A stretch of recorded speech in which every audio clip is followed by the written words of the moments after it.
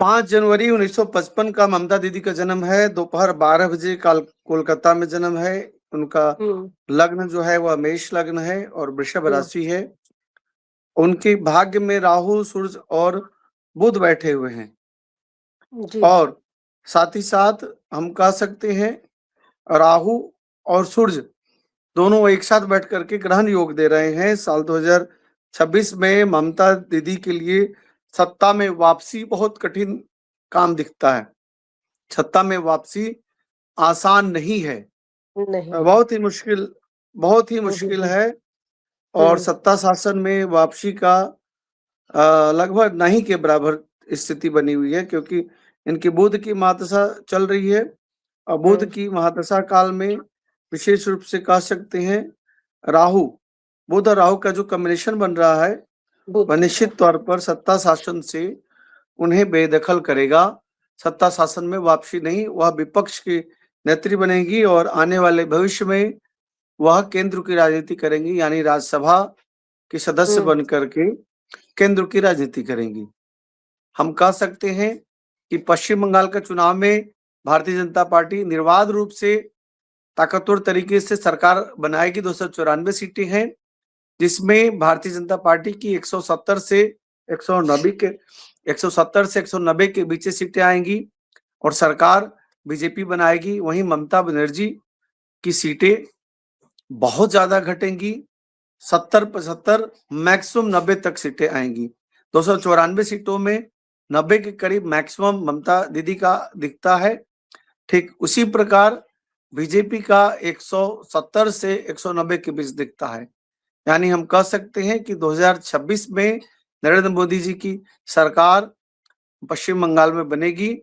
और अगर पश्चिम बंगाल में बनता है तो इसका मतलब है कि उनकी कुंडली स्ट्रांग है, उनके भाग्य में अधिक लाभ का योग बनता है। क्योंकि अभी मंगल जो है वह अपने ऑर्बिट में, जो अभी तो धनु राशि में है, लेकिन जो उनका कुंडली का ऑर्बिट है वह पूरा हो रहा है। और अगले 2.5 साल तक जो है उनके मंगल की महादशा रहेगी। लग्न और राशि दोनों के स्वामी उनके मंगल हैं। इस प्रकार हम कह सकते हैं कि इनके शत्रु भी इनके सामने झुक करके मित्र बनने की कोशिश करेगा, और जो मित्र है वह अति मित्र होगा। राजनीति में इनकी शक्ति में वृद्धि दिखता है। नरेंद्र मोदी जी की कुंडली में इनका उत्तम राजयोग दिखता है। यानी हम कह सकते हैं कि साल 2026 देश विदेश में प्रसिद्धि, यश, ख्याति का वर्ष होगा और साथ ही साथ नरेंद्र मोदी जी को विजय श्री की प्राप्ति होगी। ओके, मतलब केंद्र की राजनीति में वो वापसी कर सकती हैं। जी। जी। अब हम ना राहुल गांधी जी को लेकर बात करते हैं, क्योंकि ये राहुल गांधी जी का 2026 कितना निर्णायक साबित हो सकता है। क्या ग्रह उनकी राजनीति में स्थिरता और मजबूती दिखा सकते हैं? एक बार राहुल गांधी जी की देखकर बताइए, क्योंकि उनकी थोड़ी सी एक्टिविटी बढ़ गई है, तो क्या कुछ बदलाव आ सकते हैं उनकी राजनीति में? राहुल गांधी जी का 19 जून 1970 का जन्म है। जी। और उनकी जो महादशा काल है वह भी मंगल की महादशा चल रही है। चूंकि अभी मोदी जी का भी मंगल की महादशा चल रही है, राहुल जी। गांधी जी की भी मंगल की महादशा चल रही है। और उनकी राशि जो है वृश्चिक राशि है। अच्छा। और मकर लग्न है उनका। राहुल गांधी जी का शक्ति में वृद्धि होगी, प्रसिद्धि होगी, लेकिन सत्ता शासन में कोई अभी लोकसभा का चुनाव नहीं है और कोई सरकार गिरने नहीं जा रहा। तो इस तरह हम कह सकते हैं कि राहुल गांधी मजबूती से सत्ता शासन में विपक्ष की भूमिका में रहेंगे। मंगल की महादशा 2030 तक रहेगा, तो 2029 का भी डगर उनके लिए मुश्किल है, क्योंकि मंगल की महादशा समाप्ति होगी। उनका राहु की महादशा में नीच भंग राजयोग बन रहा है। राहु की महादशा 2030 में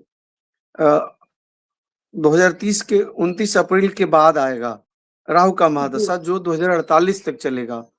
वह उनका नीच भंग राजयोग का योग बनाता है। तो हम कह सकते हैं कि 2029 के भी चुनाव में उनके लिए सत्ता शासन में केंद्र में आना बहुत मुश्किल की स्थिति होगी, लेकिन उनकी शक्ति में वृद्धि होगी, यश ख्याति में वृद्धि होगी। तो आचार्य जी, क्या इनके पीएम बनने की कभी कोई उम्मीद नजर आ रही है या आने वाले सालों में, या नहीं? या इस तरीके से देखिए राजनीति चलती रहेगी इनकी बस?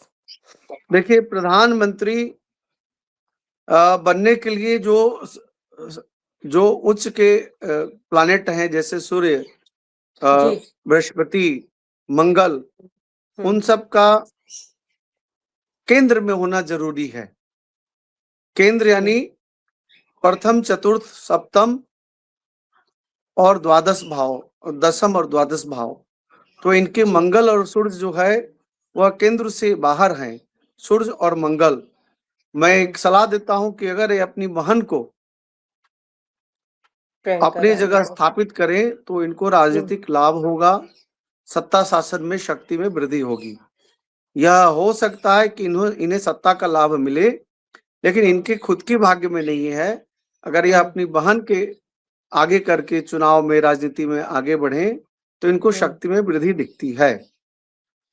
आचार्य जी, शक्ति में वृद्धि दिखती है या प्रियंका के भी पीएम बनने के 2030 के बाद कुछ चांसेस लगते हैं आपको? कि वो तो चल ही रहा है, इनका राजनीतिक करियर तो चल ही रहा है, लेकिन आने वाला कुछ समय है इन लोगों का या नहीं? प्रियंका गांधी की कुंडली इनसे ज्यादा मजबूत कुंडली है। हो हम्म। सकता है प्रियंका गांधी को सत्ता शासन में शक्ति प्राप्त हो और वापसी भी हो सकती है, लेकिन 2029 में नहीं दिखता। आगे भविष्य में लाभ हो सकता है। अच्छा, अच्छा, 30 के बाद भी कभी, 29 के बाद कभी चांसेस हैं कि वो वापसी उनकी क्योंकि क्योंकि हो सकती है। प्रियंका गांधी की कुंडली लग्न हम्म। में सूर्य बैठे, सप्तम में सूर्य बैठे हैं, जो लग्न पहला, चौथा, सातवां, 10वां और 12वां हाउस होता है। दसम में जी। इनके मंगल बैठे हुए हैं। हम्म। तो लग्न में सूर्य, बृहस्पति और मंगल का होना हम्म। निश्चित तौर पर सत्ता शासन में शक्ति देता है। अगर हम्म। राहुल गांधी अपने स्थान पर अपनी बहन को आगे बढ़ाएंगे तो हम्म। उन्हें सत्ता शासन, जैसे सोनिया गांधी जी ने खुद से प्रधानमंत्री ना बन करके मनमोहन सिंह को बनाया जी। और 10 साल तक सत्ता शासन को चलाया, ठीक जी। उसी प्रकार राहुल गांधी अगर अपनी बहन को राजनीति में लाते हैं आगे, यानी हम्म। प्रतिपक्ष की नेता, हम्म। नेता एलओपी, लीडर ऑफ प्रतिपक्ष। अपोजिशन, हम्म। और इसके उन्हीं के शासनकाल, उन्हीं के सत्ता काल और उन्हीं के नेतृत्व में अगर चुनाव लड़ते हैं या घोषणा करके कि आगे जो प्रधानमंत्री का कैंडिडेट होगा वह प्रियंका गांधी होंगी, तो हम्म। इनकी शक्ति में और ज्यादा वृद्धि होगी। लेकिन हमें अभी 2029 में भी 2029 से 34 तक बीजेपी हम्म। का शासन ही दिखता है। अभी तो बीजेपी का शासन है, लेकिन आने वाले समय में अगर राहुल गांधी अपनी जगह अपनी बहन को आगे करते हैं तो कुछ दिशाएं या आपकी कुछ प्राप्ति होगी। रास्ते बन सकते हैं। और आप हमसे जुड़े रहने के लिए सब्सक्राइब करें YouTube पर, फॉलो करें Twitter पर और लाइक करें Facebook पर। और ज्यादा जानकारी के लिए आपको टाइप करना होगा सिर्फ न्यूज नशा।